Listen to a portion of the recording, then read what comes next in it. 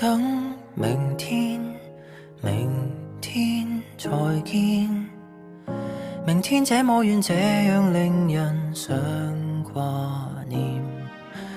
月色旁邊留一線，日後會寫上我們的詩，如可以。你着墨成圓點，我記聚成圓圈，沉悶風景一息間變小說。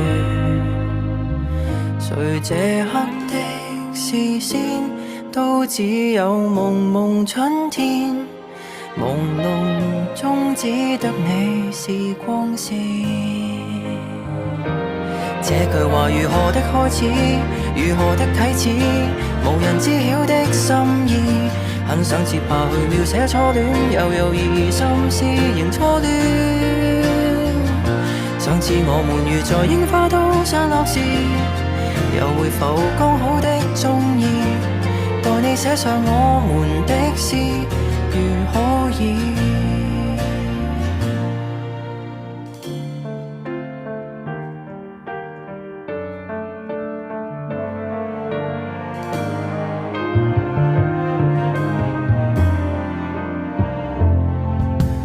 微小日子隨想而已，明天應該會再續這個小故事。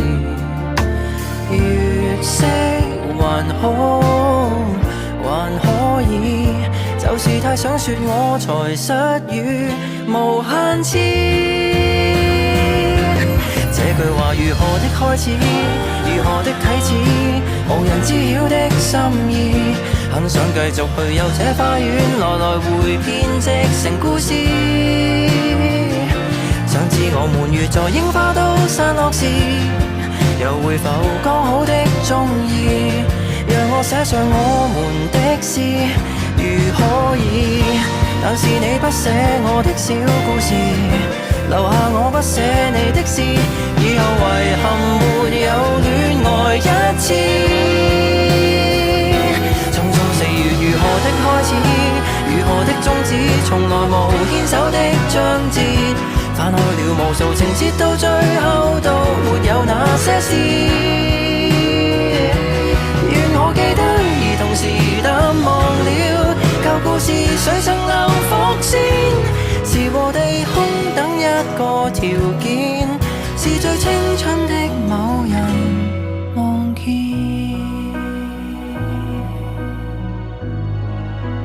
仲夏夜如夢之旅，一覺春睡，倒轉時序，誰頸碎？用汗滴留下詩句，得到樂趣，還是眼淚？清空苦等雲霧，誰負了誰？酷熱伴颱風，誰累了誰？人亦有兩種自我，如伴侶，紅日和白雪請配對。讚頌夏日，同樣愛秋水，就算淡，無人會反對。天主宰天氣，偏要泡熱糖風裏，要灌球和風吹。都讚頌熱情，同樣愛丁水，在鳥居候鳥橫溢驚雷，多心的本性仿似季後誰多嘴，暑天越冷越對，炎涼無絕對，多得更多巴胺作對。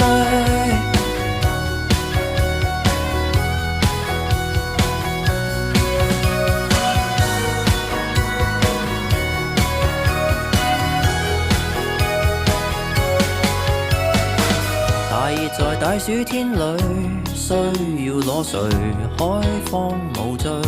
誰管誰？剩下在電影院裏，青春萬歲，文藝作祟，玩得起的人類，沉悶會累，烈日沒雷聲，無謂空虛，能自醉，喝茶亦醉，如伴侶，自愛和被愛都爭取。讚頌夏日，同樣愛秋水，就算淡，無人